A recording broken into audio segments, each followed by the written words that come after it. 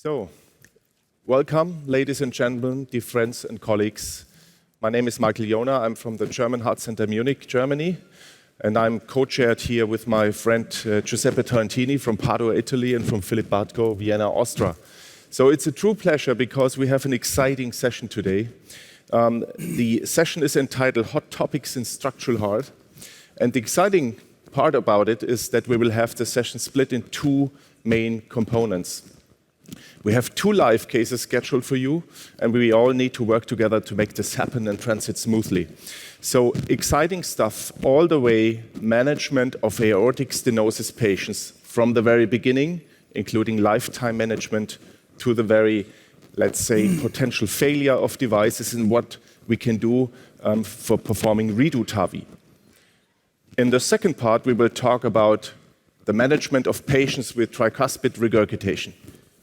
And we will specifically address the performance and the safety of EVOQUE, transcatheter heart valve replacement system, and have a discussion with an amazing faculty sitting here to my left, international faculty, and I'll show you quickly who this is, without going through all the names, because otherwise the session will be over when I look at all these famous people over there. But I want to introduce the learning objectives.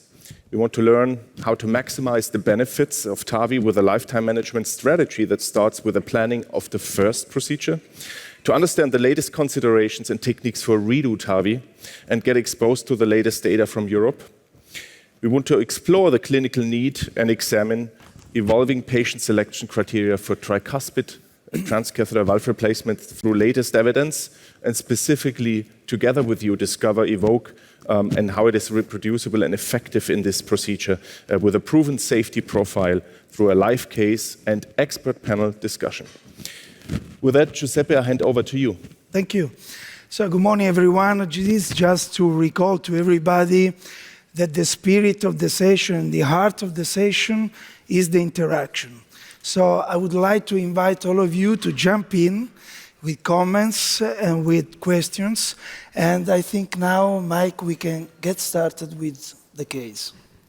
Yes, to not have our colleagues wait in Bad Oeynhausen. And we'll have fantastic operators there, Tanja Rodolph and Sabine Bleitziffer from Bad Berka. They will perform the first case, and I would like to introduce this case to you, and then we'll have a short discussion with the discussants here. So the first case is a 74-year-old female patient, previously known moderate aortic stenosis, and has now progressed to severe aortic valve stenosis and was referred by her outpatient cardiologist. She is symptomatic with exertional dyspnea NYHA class 2 and reports an active lifestyle. She had total knee replacement in 2017 and 18.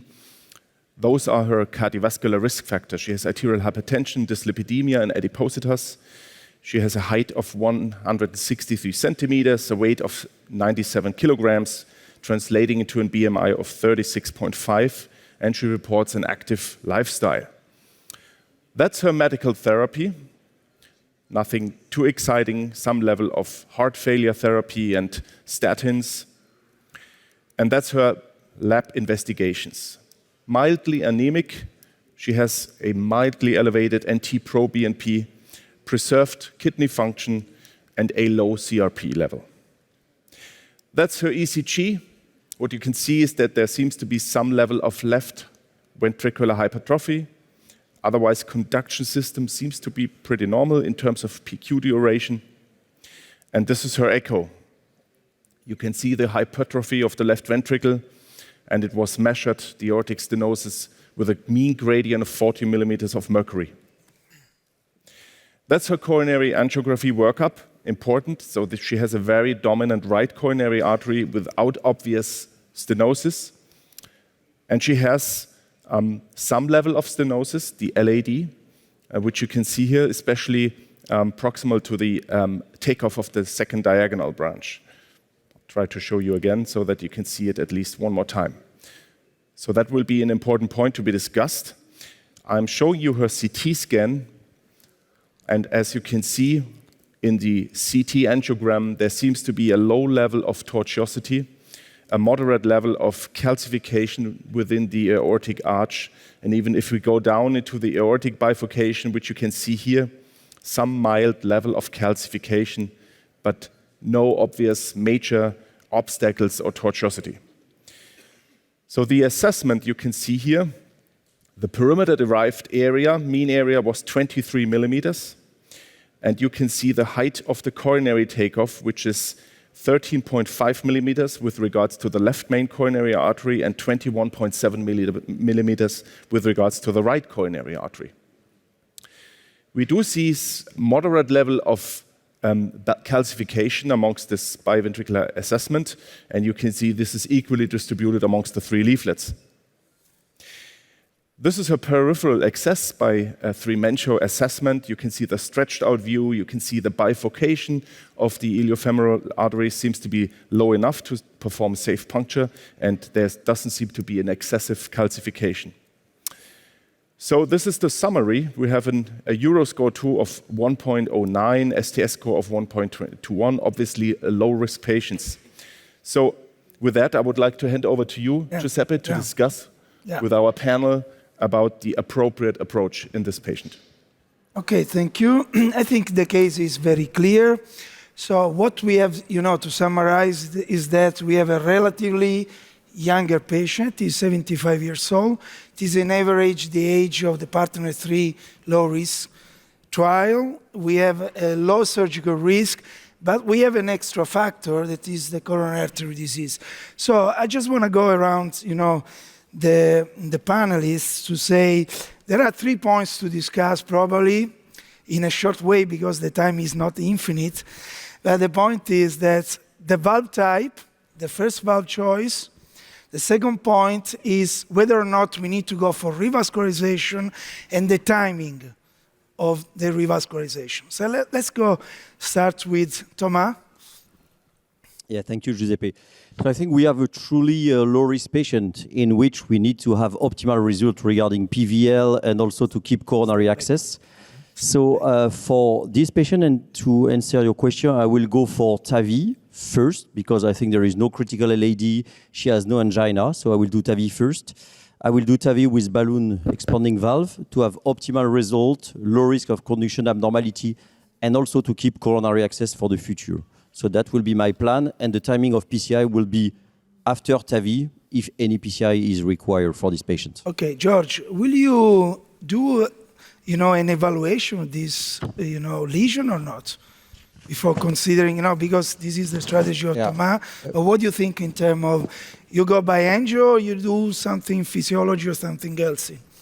I mean, it's not a clear-cut high-grade lesion in the LAD, so probably measuring it with FFR would be a good idea. And maybe the colleagues did that while doing the diagnostic coronary angiogram. That would be at least our strategy in the hospital. And if we would see an FFR positive stenosis, we would treat it right away before going to the TAVI procedure. So that would be done in one session.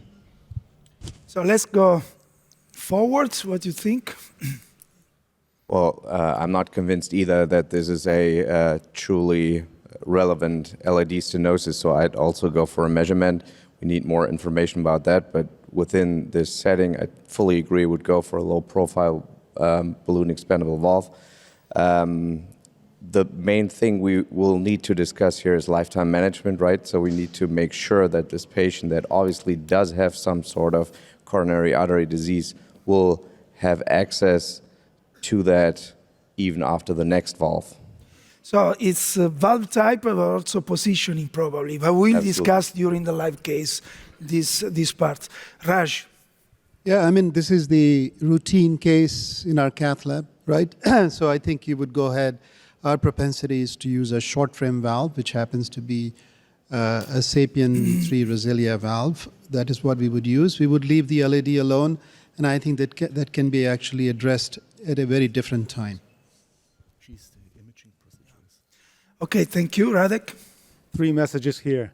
The first one would be that this is the aortic stenosis, which is the biggest limitation factor. and the first lesion from the LV. So I would target the aortic stenosis and then reassess the coronary. Second is that we need to plan the intervention for the next 10 years, meaning that the TAVI should have a lifetime management strategy for allowing future coronary procedures and also for the redo intervention in the next 10 years. So exactly, so the last comments. And what I about agree physiology? with what has been said. I mean, intermediate stenosis physiology, then decide how to go on, but we need to keep coronary access in this patient, and these coronaries, particularly the left system, is not healthy. So the point is that to sum up, the result of this, discussion is that short frame, to stay with the wrist plane below of the coronary artery, this is ideally what we want to do. It's not always possible, but this is the goal. And then we think about the coronary. This is not the reason why the patient has been hospitalized. So we can evaluate in a second time, in a staged way, and we can cannulate the coronary artery after months if you have a negative physiology or negative stress test, and we think at the second time. The second point is the lifetime strategy. In the guidelines, in the new guidelines, one of the concepts, the really important concept, is not just the age or the surgical risk, but also is included the concept that we need to think the lifetime strategy from the very early beginning. And in this case, the life expectancy, when we look at the surgical series, is about 12 to 15 years. So we have to think about also the possibility to re-intervene this patient. I don't know, Jonah, if you want to say a last word in this regard before moving forward with the...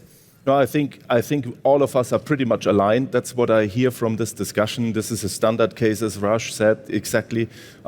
My question to you would just, is there any one of you who would, during the invasive assessment, do an FFR measurement at the time point, or rather after the TAVI? Georg, you have an opinion? Sure, that's what I said. I mean, if I made the decision doing an invasive diagnostic step, why not going further then?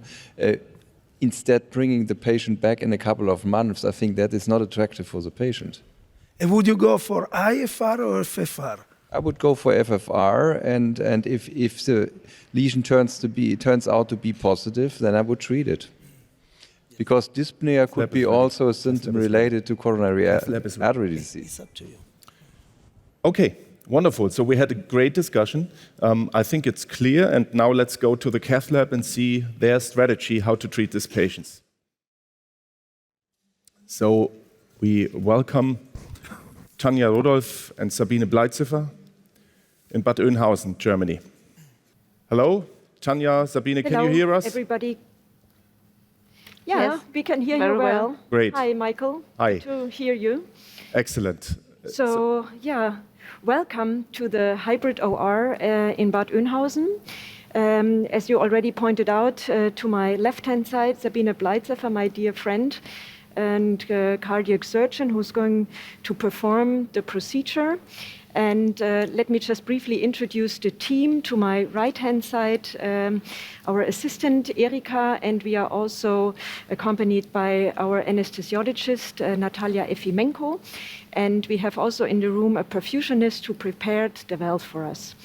So we were able to follow your discussion and just briefly to give you an update what happened to the patient. You were discussing the coronary artery disease, and this is also what we did. So since the coronary angiography was performed not in our hospital, it was performed in the referring hospital, we also were not sure about the relevance of the LAD stenosis, so we decided to bring the patient to the cath lab again after we performed the CT scan, where we knew that this patient is more likely an interventional candidate. And we actually performed an FFR measurement, which was positive, and so we decided to do the intervention right away. So here we now have the patient in the hybrid OR OR with an already treated coronary artery disease. And I would like to give you a brief overview of our strategic plan here.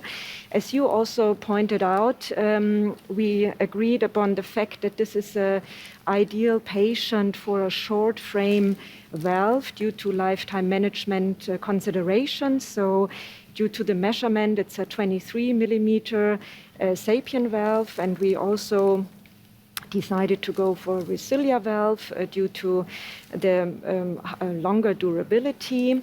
And we have already prepared a few things here to start with. So the patient is in really mild conscious sedation, local anesthesia here in the groin, and we did an ultrasound-guided puncture for the venous side and introduced already a pacemaker lead into the right ventricle. This is our standard here. And we also did a puncture of the femoral artery, ultrasound-guided, placed one prostyle and now exchanged it for a 10 French sheath. And we did the puncture here on the right radial artery and introduced a pigtail in order to visualize the aorta. And so our next step would be to go through the valve and do the implantation via rapid pacing.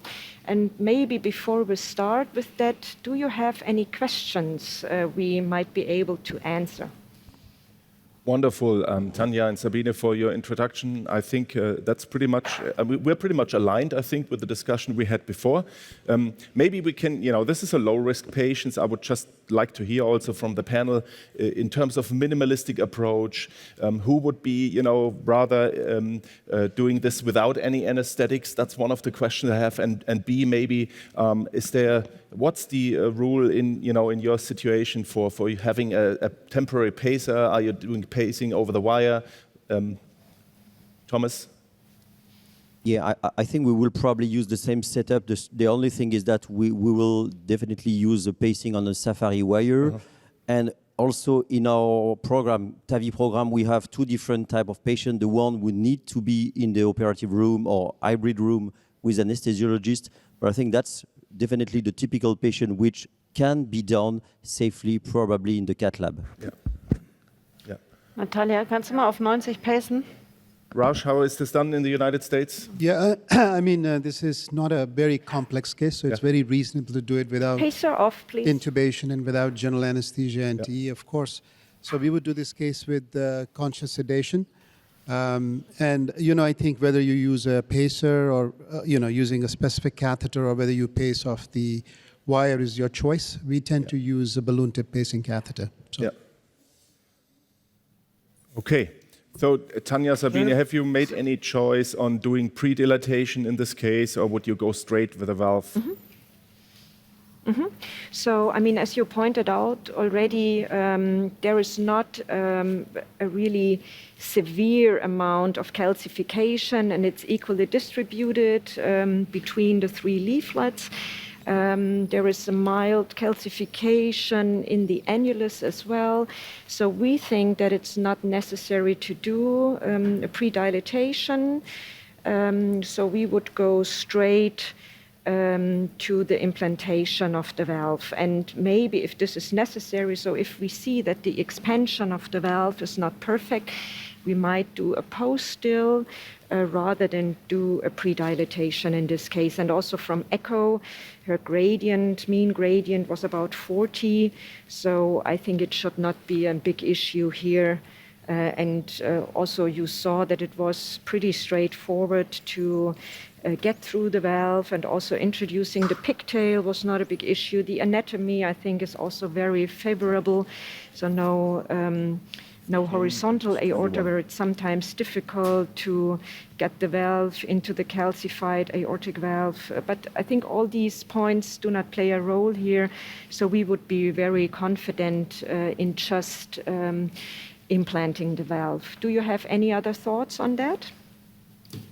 I personally fully, would be aligned with that approach. I don't think there's any need for pre-dilatation. Is there anybody else a different opinion? No, I think the panel is just with you. I have one question. Hi, Tanya, Giuseppe speaking. So what is, your ideal height of implantation in this case? Would you target the coronary? Would you prefer to stay very high? It depends on the VTA, VTC. Could you comment, what is your strategy in this case?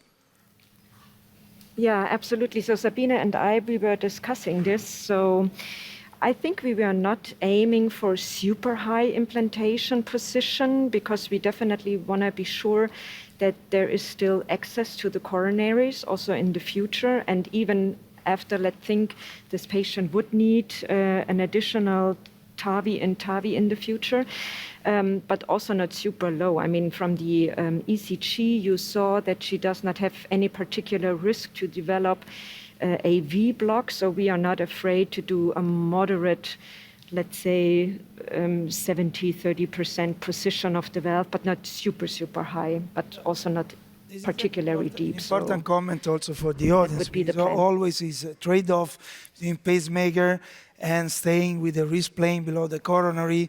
So sometimes when you have a right bundle branch block, it's a little bit tough to stay low because it means pacemaker, definitely final pacemaker. But the point is that ideally, in a younger patient, in a lifetime strategy, management, etc., it's better to stay a little bit low, because mainly when you have a narrow ascending aorta, when you go with the second implantation, it's going to be tough, there is the risk to not selectivate the coronary artery. You want to, George? Just another parameter which is very important here is the coronary sinus and also the width of the sinotubular attraction. So if we have enough space there, I think the trade-off is clearly to avoid a pacemaker in this young patient. Absolutely. Because you can cannulate from outside. If you have a very wide ascending aorta, you can cannulate also after Redo-TAVI, you can incannulate from outside. Because there is an extra space outside of the frame. This is the concept. Yeah. Okay. Absolutely. I think in our patient, the thing is the sinuses are wide, but you might have appreciated from the CT scan that the sinotubular junction is not so wide. And maybe we can show our angio again. I think this is clearly visible there. And also there is some calcification. So, I mean, in this case, I would not aim for the highest implantation.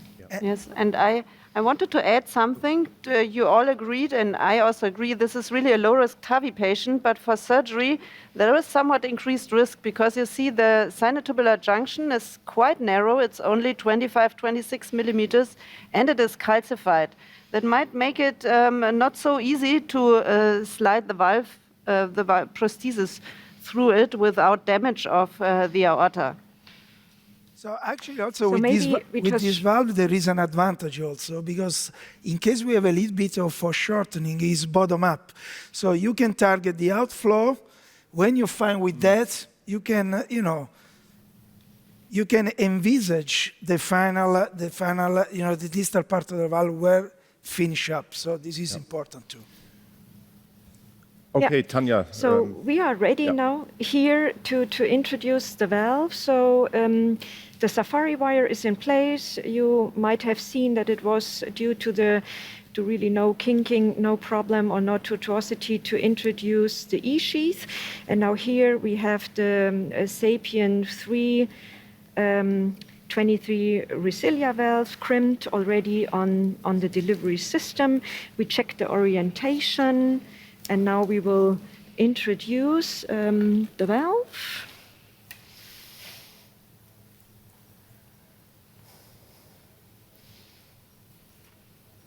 Maybe you can.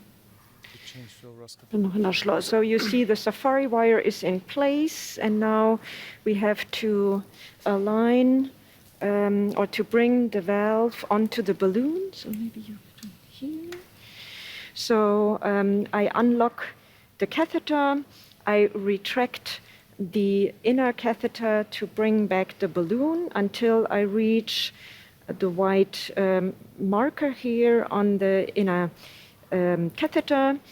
Sabine brings a little bit forward the delivery system, and then I do the fine adjustment here. So now you see nicely that the balloon is traveling into the prosthesis. We have a little bit of parallax here. Maybe you go a little bit further in just to make sure. Yeah, I think that's nicely aligned. The parallax is gone. The balloon is nicely, or the valve is nicely loaded on the balloon. I get off some tension here, and then we go across the aortic arch. I pull on the wire. I give some torque here to make it for Sabine easier to go across the arch, and we will need rapid pacing soon. And now here we always check the pressure, because in some cases when you go into the valve, you can have an obstruction here. That's not the case. Now let's see. The pigtail, I think, is, maybe we correct that. It's not, it's a little bit drawn down by the valve. We reposition the pigtail. And now you see it looks a little bit deep in there. So maybe we draw back the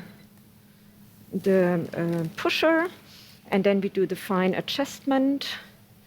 So I already came back with the whole system a little bit. We take back the pusher to the second marker here to be sure that the balloon can inflate correctly. And now we check the position. So, and basically, I mean, I would like that. What do you think? We have good hemodynamics here, so do you have any comments on that? So, as we said, not super, super high, but also not extra deep. Would you be happy with this position? No, I think this looks wonderful to us. Just one short question before you implant the valve, maybe. Did you purposely place the pigtail in the non-coronary cusp in order to, is this your standard, or are you placing it sometimes in the right coronary cusp, yeah? Yeah, usually we place it in the non-coronary cusp. Okay. This is our routine approach. All right, so then please go ahead. Okay. So we would prepare here everything. Just fine look, yeah, okay. I would implant it like this. We can check once more. Yeah, I think that would be good. I'm happy with that. And you also see there is no parallax to the valve, so this looks quite good. And if everybody is happy, then we start. Yes, I give the commandos. Rapid pacing on, please. Okay. Okay. Contrast. Maybe 1 millimeter deeper, not. I'm pushing. Yeah, that's okay. So I do it really slowly, that Sabine has all the control. 4, 5. Pacing off. You see there is a little parallax, even though when the valve was closed, it didn't look like that. So I will retract the catheter. We did some efforts to have a perfect alignment, but I think it does not always sometimes work. No. So we retract the delivery system and exchange for a pigtail. What we like to do is we like to remove the parallax after deploying, making sure that the valve expansion is good. And these days, absolutely, if there is any question, in fact, it's very routine now for us to double hit the valve so that we actually have good expansion, even with the same volume. Because I think we are all beginning to realize the importance of well-expanded valves. This is absolutely true. The other way, Raj, I don't know if you have experience with that, is to prolong the first inflation. That is 7 to 8 seconds. If you don't have left ventricular dysfunction, at the end the gradient is pretty much superimposable with the one or the two taps. So this is what, it depends on your practice, but you can do one or the other. It's pretty much what we do with the coronary stent too, to prolong the inflation. So now you see here also our standard procedure.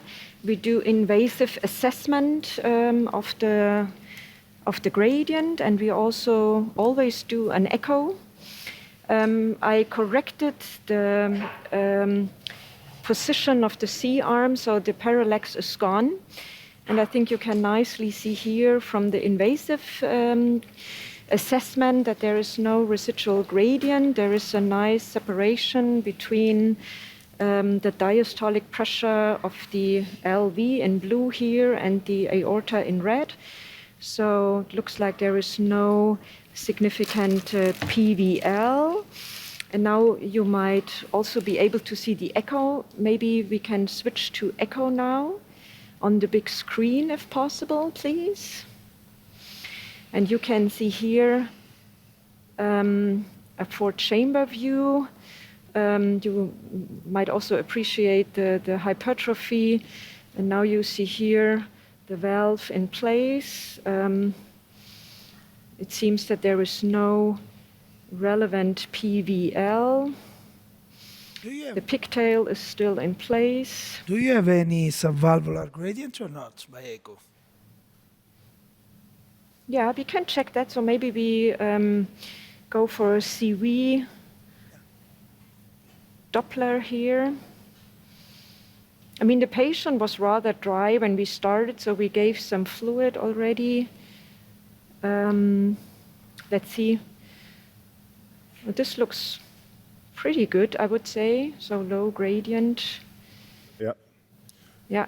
Looks that's wonderful. Perfect. Maybe we can measure that. Radek. Yeah, Tanya, this is Radek speaking. So just to connect these two ideas of invasive pressure gradient measurements and also fluoroscopy projection of the evaluation of the frame. What we do in Poland is that we also measure the gradient, but still you may question whether it drives your decision of post-dilatation. If the gradients are as low as you have, this is a good indicator for clinical outcome. But for the second redo intervention, the optimization of the frame may matter. So this is why we also evaluate the frame if there is still under expansion, and we post-dilate when there is under expansion, as Professor Makar said. Yeah, great. So Yeah, Sabine and Tanya, we would like to thank you very much. But we would like to make a final intro if you're okay. I'm so sorry, Michael, to Please do interrupt that. you. Please do that. Okay, cherry on top. Come on with this angel. Okay. So maybe we go back to fluoro here. Cherry on top.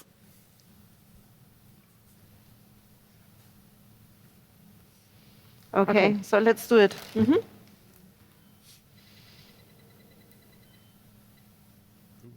Is intravalvular, I think. It's Yeah. So I think this is an effect you have if the aorta is small. But I think the height is good. It's well expanded. So I would be happy with the result. Yeah. I think we fully agree, Tanya and Sabine. You've done a wonderful job illustrating us, how to do this minimalistic approach procedure. So I think there's a great applause for you at this point in time.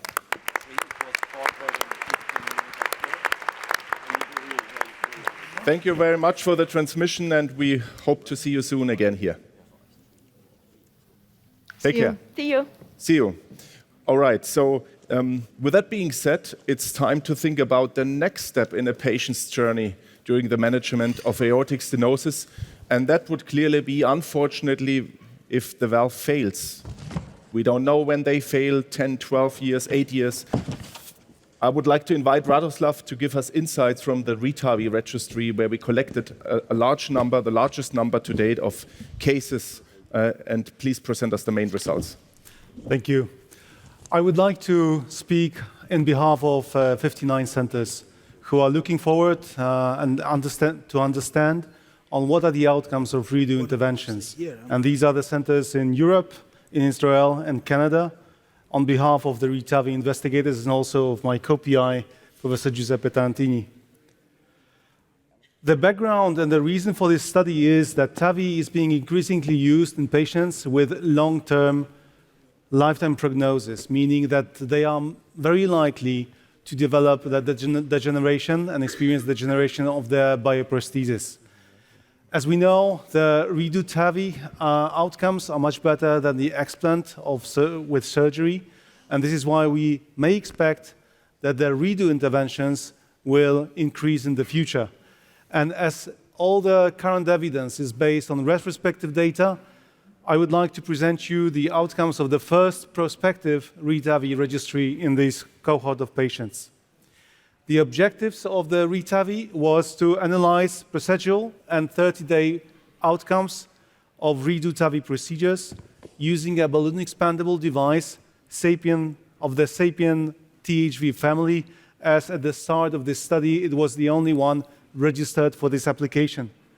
The inclusion criteria was that we analyzed and observed the patients with the failure of any index TAVI device who were supposed to undergo Redo-TAVI using balloon expandable SAPIEN transcatheter valve with a prior successful TAVI and also with an indication for redo intervention, which was confirmed by the local heart team. The endpoints were EVOQUE device success and the freedom from major complications at 30 days. What was very important is that we had the endpoint and events were adjudicated by the central committee, and the CT and echo was analyzed by independent 2 core labs. This is the study organization. You can see how many centers are involved in this study. What we note is that redo interventions are still rare, meaning that the average rate of redo per center is 1 to 2 procedures a year, and this is why cooperation is so important. You can see Israel and also Canada being involved. The steering committee, the CT core labs and echo core labs, and also the case review and adjudication board being involved with a sponsor of IPPMed from Germany. The methods were very systematic, meaning that we used a consensus document which was published two years ago on how to use the SAPIEN prosthesis in this application. We had a case review board counseling available for every site involved, and also the core labs were evaluating the procedural outcomes and also the follow-up. The main messages are as this. The native aortic root evaluation, as you can see, were that on average, the annulus area in these patients was between 400 and 500.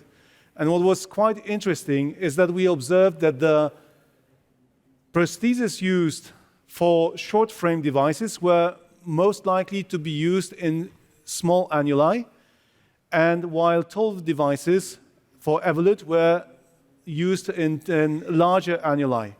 We think that, this is a hypothesis, that the degeneration happened in smaller short frame devices being implanted in small roots, while tall frame devices degenerated for large sizes of these tall frame devices. Second is one of the most important observations from this study is that aortic regurgitation dominated this cohort, and it is especially characteristic of tall frame devices. You can see that half of the evolute devices degenerated with aortic regurgitation, and almost all for accurate devices.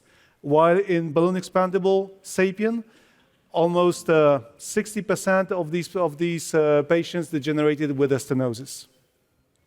Next, what is important on the left-hand side is that implanted THV type was SAPIEN 3 Ultra in majority, and we are still recruiting more patients to be treated with RESILIA.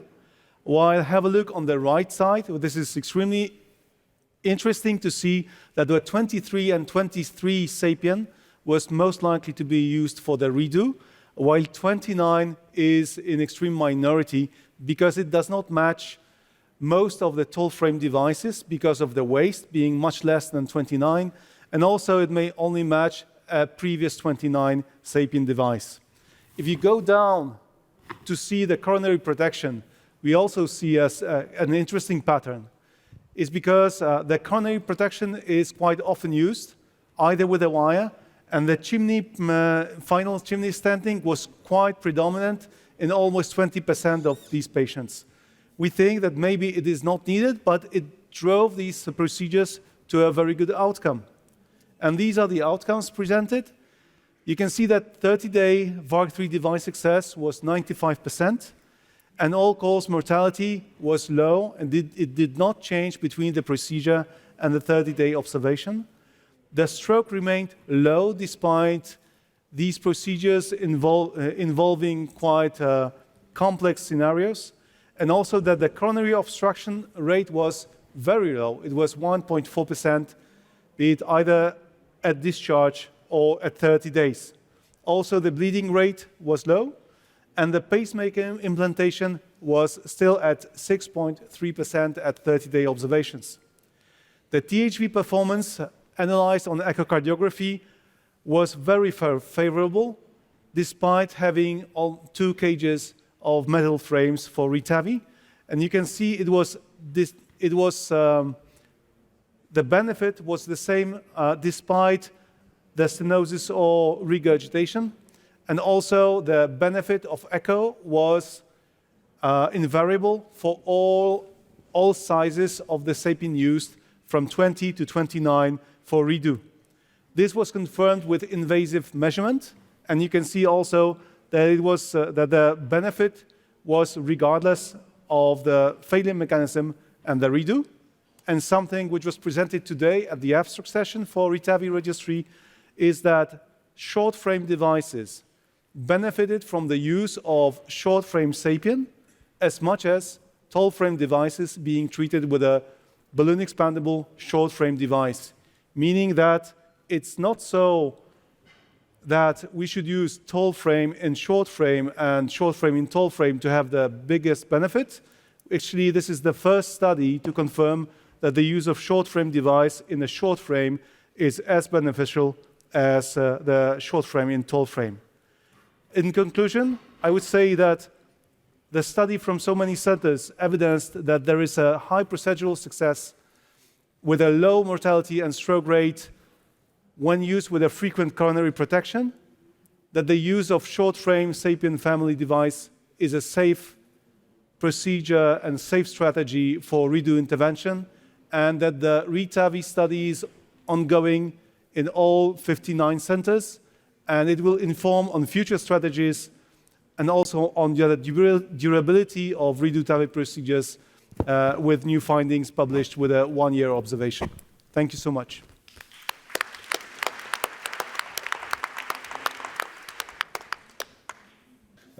I think we should, move on and go to part 2, which is the part on the management of tricuspid regurgitation.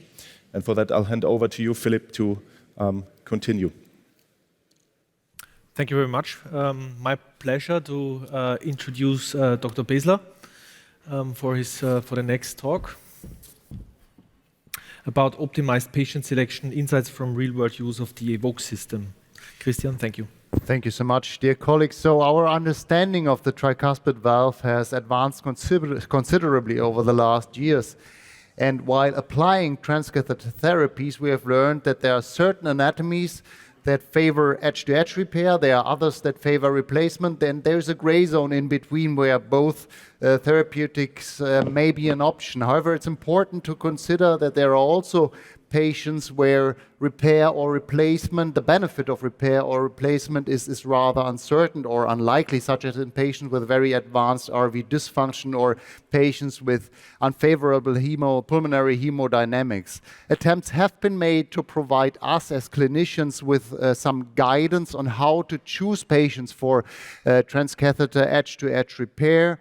The glide score is one such method, including anatomic variables such as the gap size, jet location, structure, chordal structure density, the TR jet morphology, as well as image quality. The more complex the tricuspid valve, the higher your glide score, and the less or the lower is your chance to get really a good reduction in tricuspid regurgitation by edge-to-edge repair.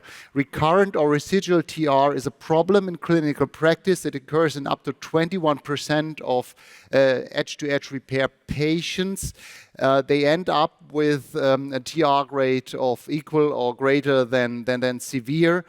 And clinical trials from clinical trials we have learned that such residual TR is associated with less improvement in quality of life, less symptomatic improvement. Then there is also data from observational studies that link residual TR with a lower likelihood of survival during follow-up. And that's why it's important to have the repair option and the replacement option in the therapeutic armamentarium.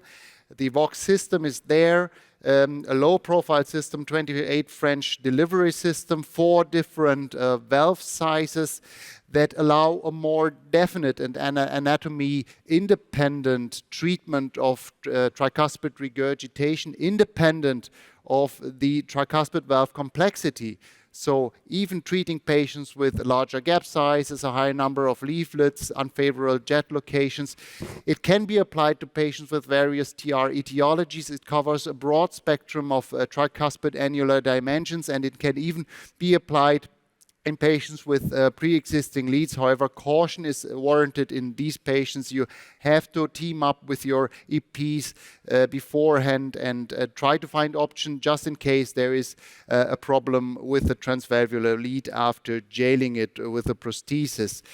Often advanced stages, advanced severity of tricuspid regurgitation and advanced complexity is associated with advanced stages of right heart disease. And that's why it's important to ask the question whether replacement is indeed safe and effective in patients with very, very advanced stages of TR severity. And that's a pre-specified sub-analysis of the TRISCEND-2 data that splits patients into 2 groups, one with severe TR and one with massive or torrential TR grades, 2 endpoints, one after 12-month follow-up, safety, effectiveness, TR reduction, quality of life, functional status, and the other one at 18-month hard clinical endpoints, heart failure hospitalizations, and all-cause mortality. And it's interesting to see that this composite endpoint of all-cause mortality and heart failure hospitalization is also reduced, even reduced in patients with these most extreme grades of TR.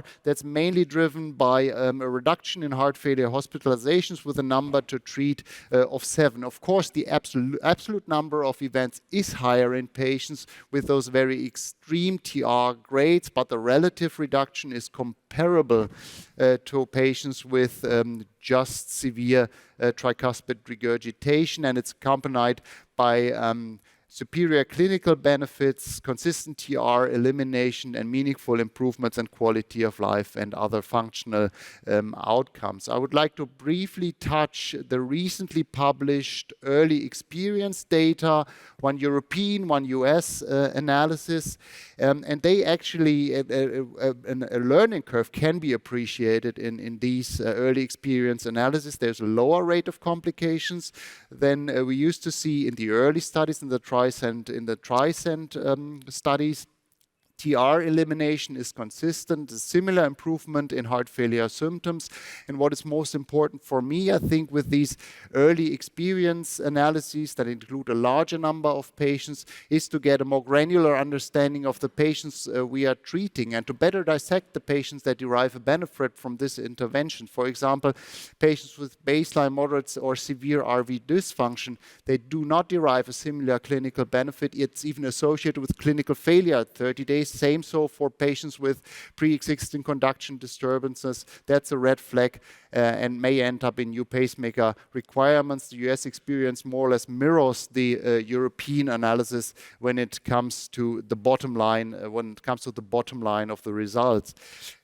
So the question remains what to do with patients who underwent edge-to-edge repair before and remain symptomatic and have a residual TR. So there are case series published and first data that these patients, very selected patients, after careful evaluation can undergo replacement. Of course, that's a very complex decision making. It has to account for the specific anatomy, the location and the attachment of the pre-implanted TEER devices. Certain scenarios can be classified. Those TEER devices, they can be either detached or can be implanted very much in the commissure of the tricuspid valve, then it might be feasible and safe to go for replacement, just to implant the valve in this kind of anatomy. In other scenarios where the tear device is rather in the center of the valve and still attached to two leaflets, you may proceed with an elaster procedure to detach the device and then to go on and implant the valve after careful planning and careful patient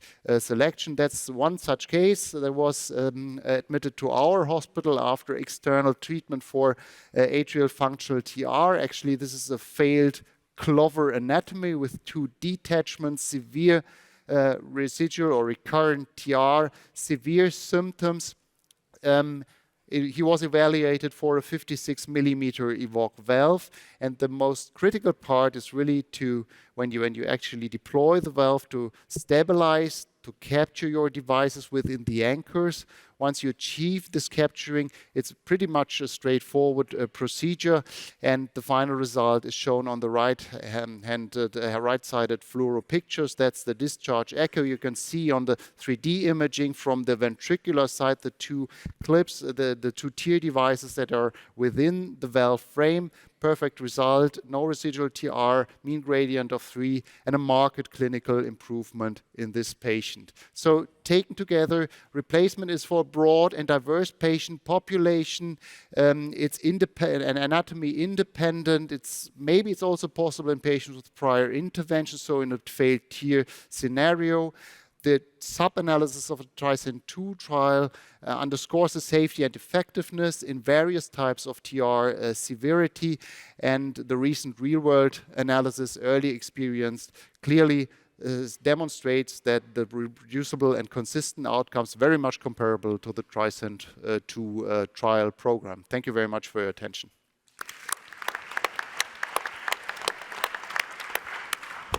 Thank you very much, Christian. We have some time to discussion left. EVOQUE is an extremely versatile tool. We can address challenging anatomies, and we can also address patients with prior SLDAs from edge-to-edge repair. So maybe we can discuss with the audience, what is your take on patient selection for TTVR? Are you using the glide score? Is it enough for you? Are you adding some other metrics to the glide score? What's your experience? Yeah, maybe short question for Christian, because regarding the patient selection, you mainly address it through the anatomical characteristic. And I would like to hear also from you, how do you integrate the score more related to patient condition and comorbidities as the TRI score or the TRI valve scores, which I think are more related to the patient than to the anatomy itself?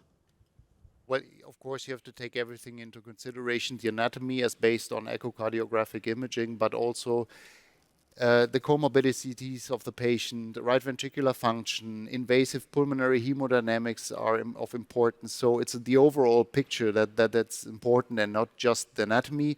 It's, of course, it's important in terms of the efficacy or safety of the procedure, but it requires more than just anatomy. So I would quickly like to get Raj's opinion, and then maybe Georg, also on both sides of the Atlantic. How do you pick and choose for TTR versus EVOQUE? So I have to say that we are somewhat biased towards TTVR, having done a lot of repair and having seen, I think repair works great in some patients, but not in all patients. And that some is almost 1/3 of the patients where we see quite a bit of residual TR or recurrence in TR. And I think for a lot of these patients who already have an indication for anticoagulation, if the anatomy is suitable, and almost 1/3 of these patients actually have pacemakers, we find that TTVR is pretty effective in terms of abolishing tricuspid regurgitation. And as we have done more cases, our procedure times have dramatically shortened. The safety of the procedure has also dramatically increased. So we have become a lot more biased towards TTVR. I think first decision has to be made, is the patient ready to go for a TR procedure? This is clinical evaluation, and once we have reached this step, I would agree to some extent also with Raj. TR is probably the first choice procedure because of safety. But as pointed out, 50% of the patients have moderate or less tricuspid regurgitation. Here the question is moderate as good as mild? This is not out yet. So moderate may be also not acceptable. And then we are talking about 50% of the patient and not only 30% of the patients who may not have an appropriate result after a TEER device. That has to be sorted out. And then when are we going for a replacement device if we have these usual anatomical obstacles like a huge gap, if we have several jets, if we have a multi-valvular situation, if we have damaging to the leaflets, then it's probably a better candidate for a replacement device, unless there are other contraindications such as severe RV impairment where we really don't know whether it's a good idea to shut off completely tricuspid regurgitation. Yeah, fully aligned. I think there are some, drawbacks despite all the favorable abolishment of TR, which we will discuss momentarily. But I would suggest you present the next case, because also the cath lab in Bad Oeynhausen is waiting, and then we can discuss also those shortcomings later on. Please. Great. Perfect. Thank you, Matt. Thank you very much. My pleasure to present the live case today from Bad Oeynhausen, which will be performed by Professor Rudolph. It is a patient which is 82 years old, has progressive heart failure symptoms, worsening exertional dyspnea. He has leg edema, and he has also a decline in RV function and dilatation of the right ventricle. So he was referred for TR evaluation. Clinical history is prior history of ischemic heart disease. He received CABG in 1999, afterwards a PCI of the RCA in 2014, and has recently undergone angiography, which showed no progression. LV ejection fraction is at 45%. The patient has permanent atrial fibrillation, had a pacemaker implanted in 2014, and chronic kidney disease. Typical comorbidities: height is 180 centimeters, weight is almost 100 kilo. Lifestyle is still active in this patient. Medication is guideline-directed medical therapy, uptitrated already, and a remarkable dose of toracamide with 40 milligrams. And the patient is also on therapeutic anticoagulation. We can appreciate elevated neurohumoral activation with a BNP of 1457, reduced renal function, and increased bilirubin levels. The patient underwent right heart catheterization. We see pulmonary hypertension in this patient. The mean pulmonary artery pressure is 29, the wedge pressure is 21, but the pulmonary vascular resistance is in the lower range with 1.5 Wood units. Here's the echo of the patient. We see reduced RV function, also reduced LV function. We can appreciate a pacemaker lead in the atrium and also one going through the tricuspid valve. We have severe tricuspid regurgitation with an effective orifice area of 0.6. Here is the transesophageal images, and we can see multiple jets here. The jet location is mainly posterior. We can appreciate that there might be some impingement of the RV lead in this patient, of the posterior lead, and certainly a complex anatomy here. The patient was also screened for TTVR. This is the result. It would be positive for a 52 millimeter EVOQUE valve, having an oversizing of 7%. We can also see on the CT scan that there is a pacemaker lead in the atrium, which might be not extremely easy to pass through with the EVOQUE system. And we also can appreciate that there is a papillary muscle height, which is okay for the implanting procedure. So taken together, high-risk patient for surgery, TRI-score is 8, GLIDE score is 3, which indicates suboptimal results or potential suboptimal results with TTVR. So I would get back to Bad Oeynhausen. Thank you. Before we go so far, we've asked one of the greatest imaging specialists, Alison Duncan, to explain us, because one important part of implanting an EVOQUE prosthesis is to understand about multiplanar reconstruction in echo. And I think Alison has some important messages for us in this regard. Thank you. So just a quick recap. Of course, we've all heard beautifully about the GLIDE score, which is very, very helpful. But the one thing it doesn't take into consideration is the position and presence of a pacing wire. So you saw already this patient has a pacing wire in the right atrium, which is not interfering with the tricuspid valve, but it is important just to ascertain that. And on the transthoracic echo, we could just about see there was a pacing wire, but it wasn't wasn't clear to see whether it was impinging on the tricuspid leaflets itself, i.e. was it an innocent bystander or was it a cause of the tricuspid regurgitation? And I think we are now learning to measure the severity of the tricuspid regurgitation with 3D imaging using vena contracta area, but I think you'd already said on transthoracic that it was 0.7 centimeters squared, which would put it in the massive range for tricuspid regurgitation. So this is one of the most important pictures we can take as an imager, looking at the on-face view of the tricuspid valve from the deep transgastric view. It's the only view where you see all the leaflets together. And what you might see here, this bright structure over here is the pacing wire. Over here is a tiny little posterior papillary muscle, and over here is the anterior papillary muscle. This will be the aorta down here. So anything in this territory around here is anterior. Here is the posterior aspect of the valve, and this would therefore be the LV, and this is the septum. Now, what you might notice is that we've got a very complicated valve. We've got one scallop here, we've got one scallop here. This is P1 and P2. We've got quite a large anterior leaflet, and we've possibly got 2 leaflets in the septal leaflet. So this is a multi-scallop valve, certainly 4 scallops, maybe even 5, and quite a large coaptation gap in the center of the valve and towards the posterior aspect of the valve, which therefore is not in the favored anteroseptal aspect. So we've got a complicated valve, good imaging, a pacing wire in the posterior aspect of the valve, which all lends itself to being a complicated case for edge-to-edge repair.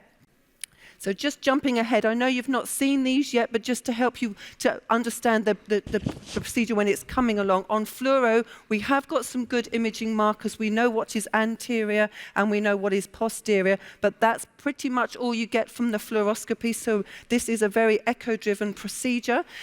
Using biplane continuous imaging, we can tell where we are using the aorta as a landmark. So anything close to the aorta would be the anterior aspect of the valve. Anything away from that is the posterior aspect of the valve. And here we can see the device coming in with a slightly posterior trajectory. And with X-plane cutting that at 90 degrees, we therefore have the LV over here, which will give us the septal leaflet and the lateral leaflet on the side. But of course, this is helpful for position, but it's not enough information. And this is to underscore the absolute vitality of using something called MPR, which is multiplanar reformatting imaging, which gives us the 2-dimensional images that I've already explained to you, with the addition of seeing this valve on an en-face view with the aorta down here at the bottom. The pacing wire will be up the top here towards the posturoseptal commissure.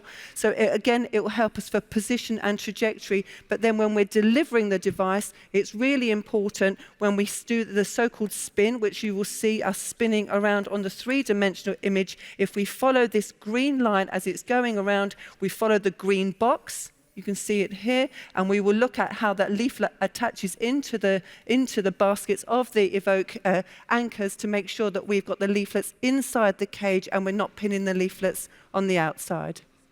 Thank you. Wonderful. Great. Thanks so much. And we'll proceed straight to the cath lab where Volker Rudolph and Kai Friedrichs are waiting to present us their case. Hello, good morning. Dear colleagues, hello. Can you hear us? Yes, we can hear you well.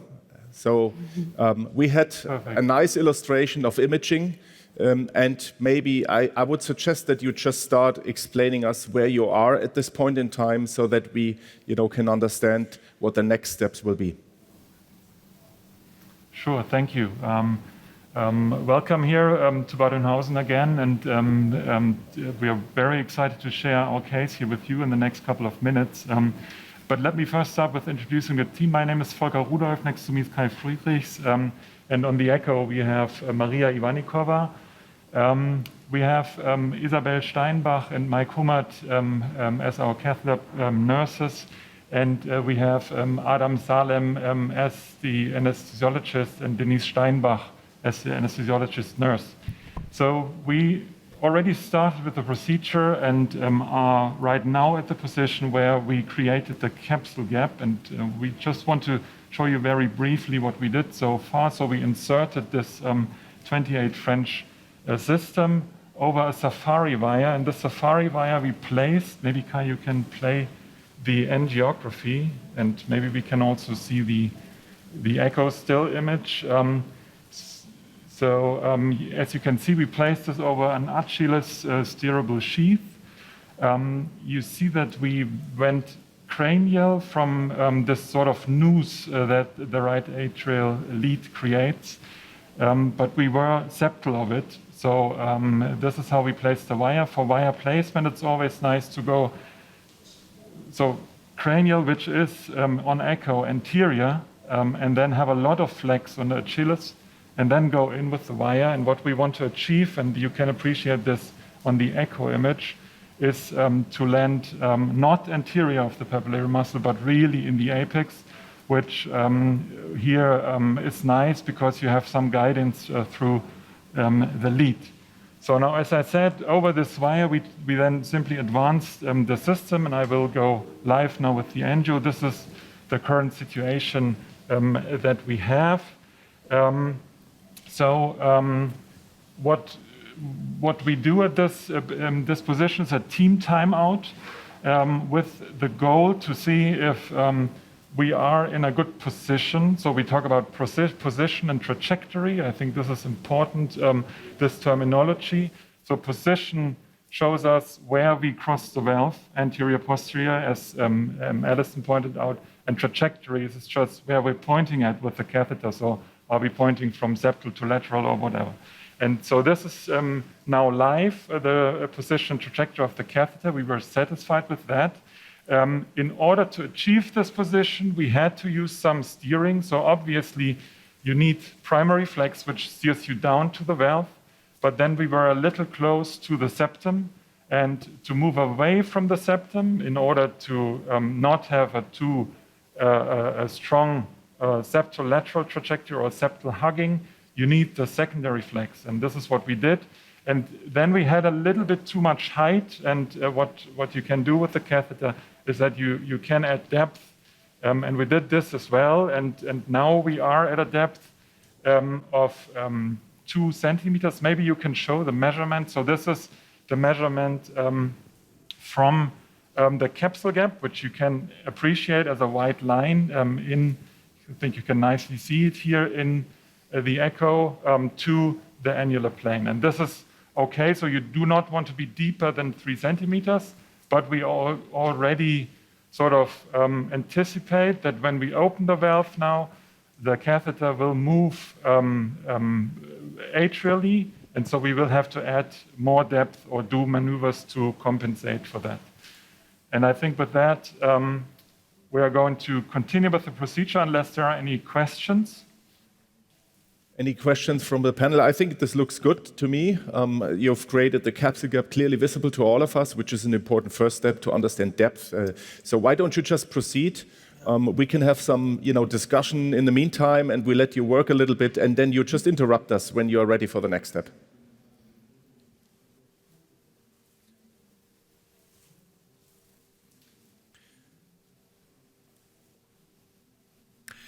So there is a question from the audience. Maybe I can give it to the panel. One question is, the patient seems also doable with tricuspid tear. Why decision for TTVR?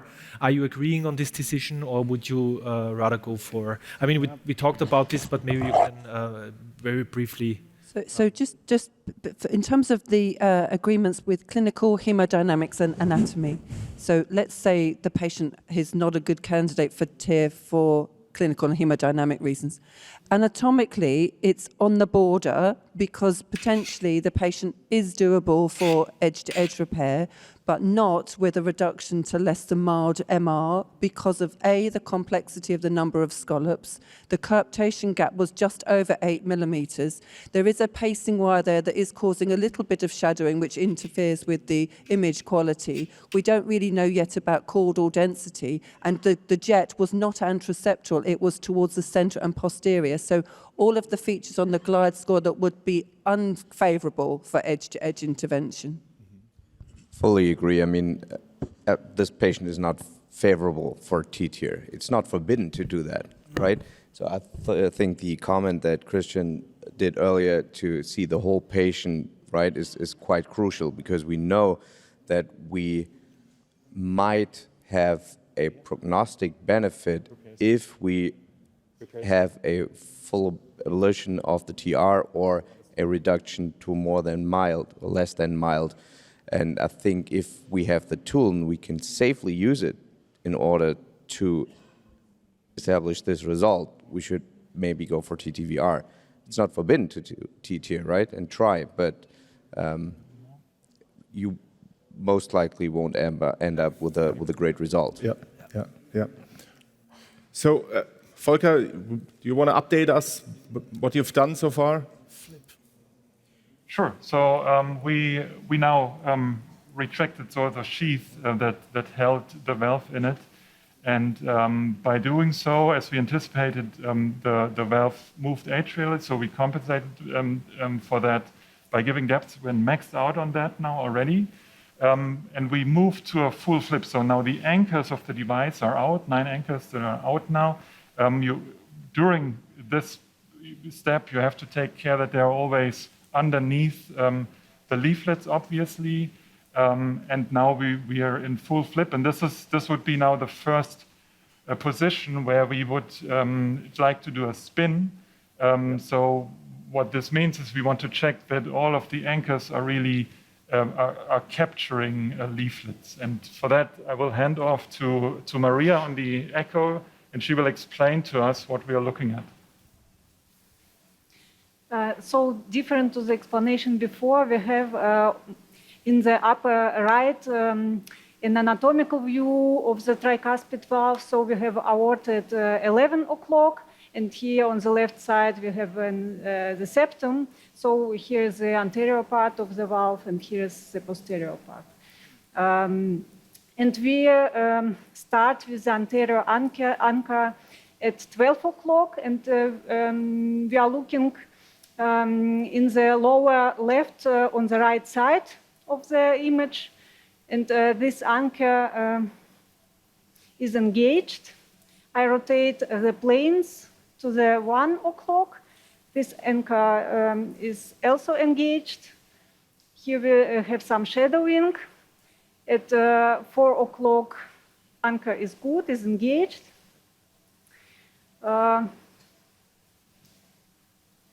6 o'clock is engaged.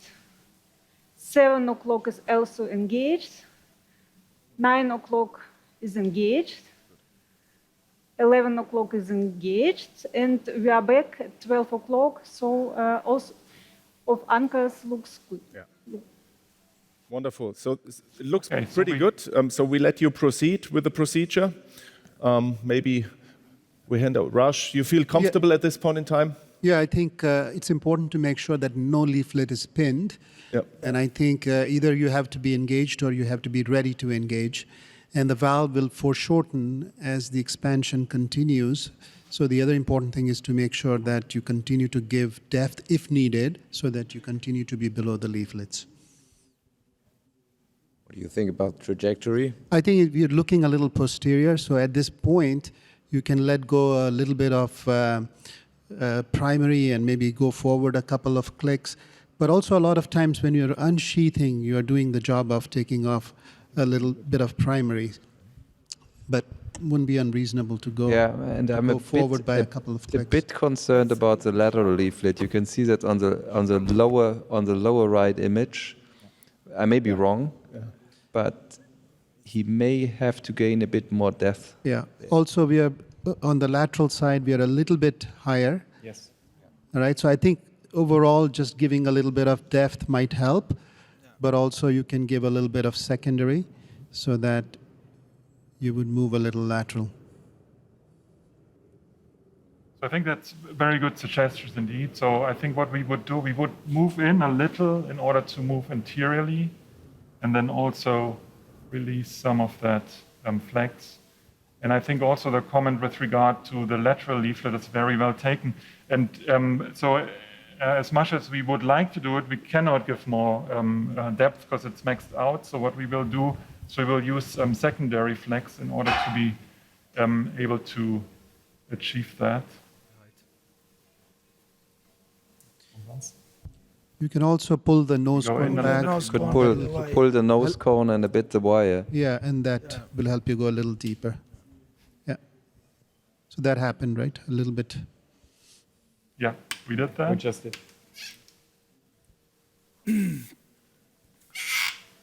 With regards to the lateral leaflet, which is correct, I think, can you point out whether we are looking, it's a bit difficult for us to see, is this an intensive cord or is the leaflet above the anchor?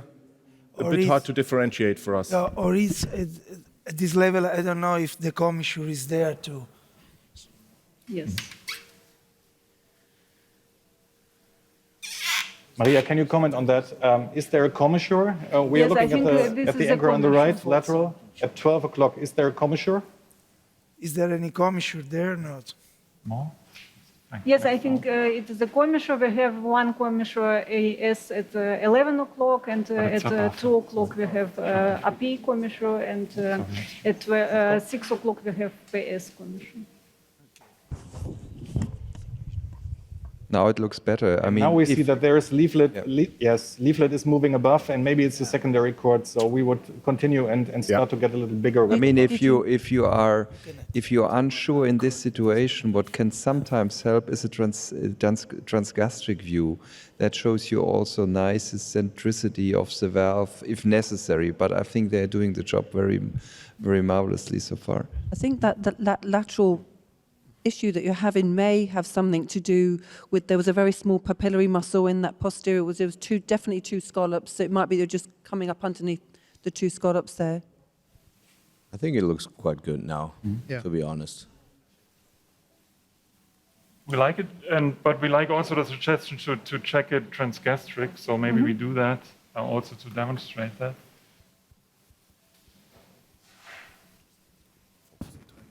Yeah, 6 minutes. 8 minutes.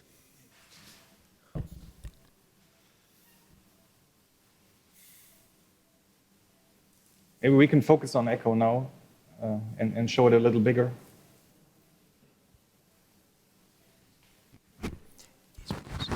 There we are.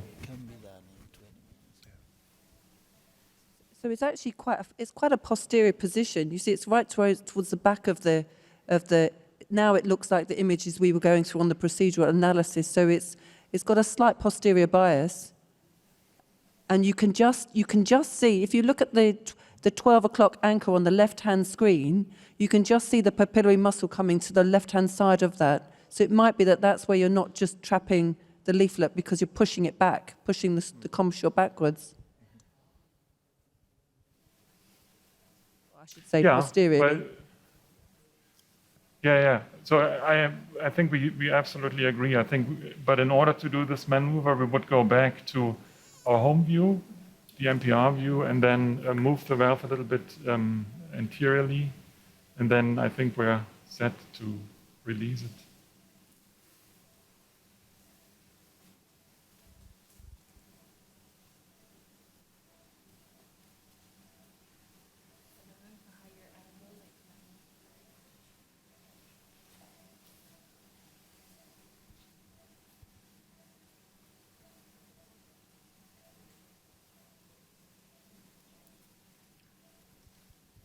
It's interesting to see how looped that right atrial wire is, although it's not impinging on your trajectory, it does look like it's quite a difficult thing potentially to get around. It's not causing the TR, but it is affecting potentially your positioning. Yeah, looks good. You can show fluoro live and we can see. I agree. And we also get some shadowing for the echo from the RA lead. So It doesn't help the imaging. Yeah. yeah. I think we're ready to go now. So I would move a little more anterior now, as we said. And then we would open it further and go full ventricular. That's so much better, Volker. Yeah. That's really nice now. Yeah. I will do it. We will remove a tiny bit of depth now. So this is now full ventricular expansion. The next step now is to make sure that we are in the hinge points of the valve, so not too deep. So now we will move atrial with the valve, which is easy here because we have so much depth in.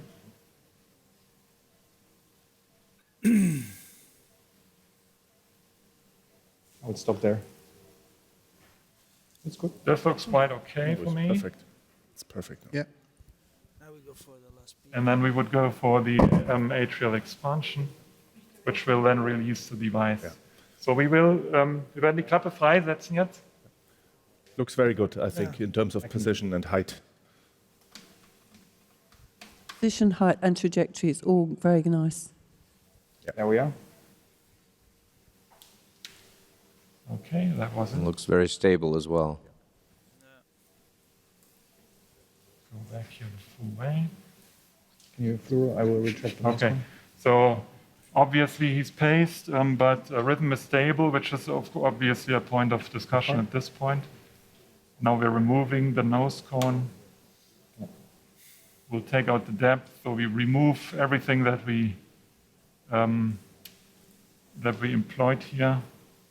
It's really important for the imagers in the room to follow this point as well, because you must make sure that the nose cone comes out centrally and you don't pull on the deployed device. It's also really nice to see here how the posterior pacing lead is just jailed in the posterior We position. need more time, but I don't think we need more time. So now we're out of the valve with the catheter. And I think we can, again, focus on the echo to look at the result.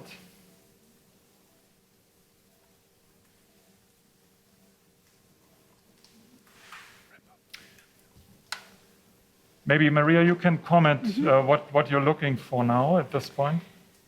So I think we can see a small PVL, anteroseptal, and also posterior of the valve.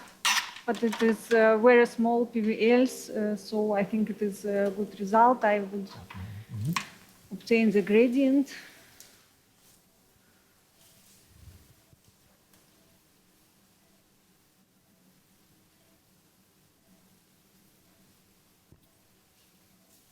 Can make a final It is 2.2.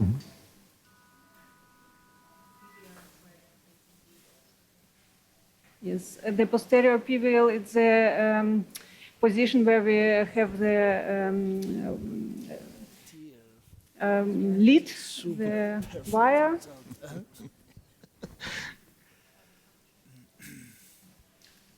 All right, so perfect. So maybe you can also go back and show the final cine.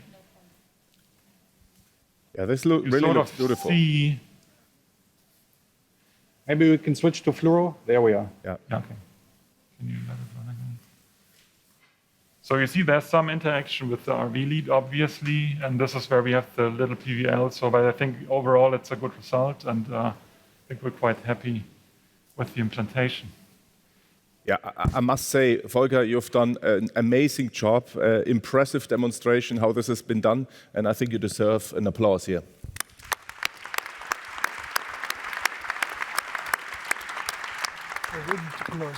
So, can you maybe quickly explain us, we have 1 minute left, how are you going to discharge this patient on oral anticoagulation? What's your standard?